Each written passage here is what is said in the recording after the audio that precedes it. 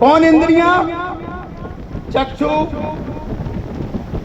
श्रवण, घ्राण, त्वक और त्वचा, स्पर्श। ये 5 इंद्रियां हैं।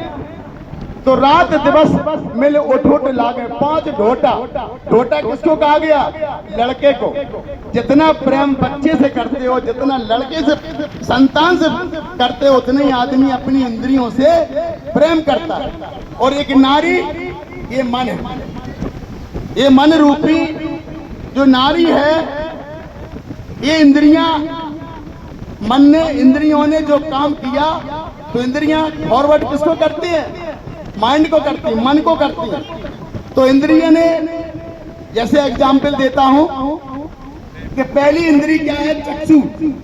चक्षु का क्या धर्म है? रूप। चक्षु का जो धर्म है वो रूप है।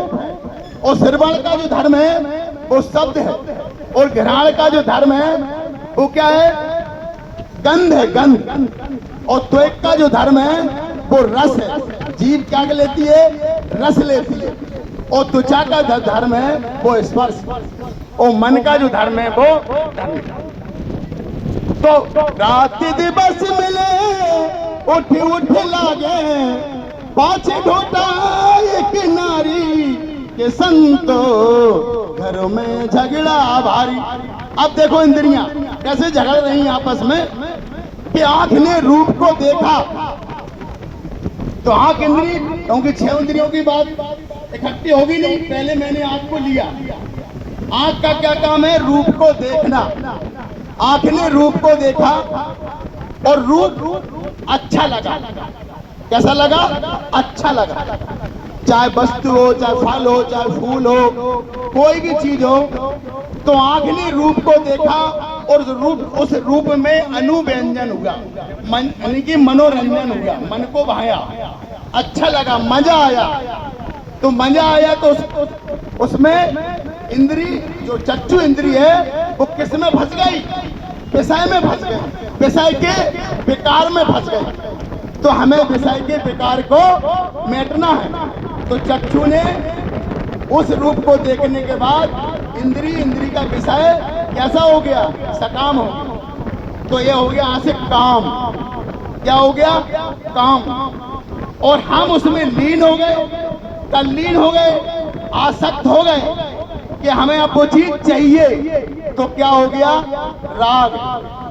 तो राग, द्वेष, मोह अब क्लियर हो गया कि राग क्या होता है, द्वेष क्या होता है, मोह क्या होता है। तो ये जीवन के लिए 10 कुशल कर्म हैं।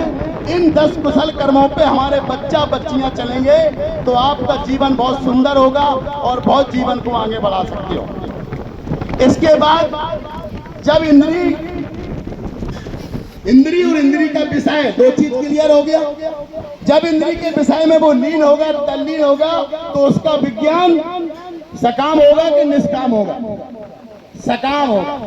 जब विज्ञान सकाम होगा तो क्या बनेगा? आयतन।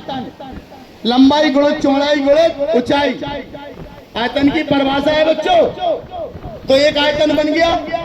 जैसे ही एक आयतन आंख का बना तो एक आयतन कान का हो गया, एक नाक का हो गया, एक जीभ का हो गया, एक त्वचा का हो गया, एक मन का हो गया। तो कितने आयतन बन गए? 6। 6 को क्या बोलते हैं संस्कृत में? षष्ठ। तो क्या हो गया? षडायतन।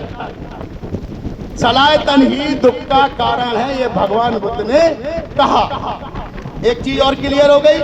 अब षडायतन शब्द भी आपका क्लियर हो गया कि षडायतन ही दुख का कारण है, ये भगवान बुद्ध ने कहा।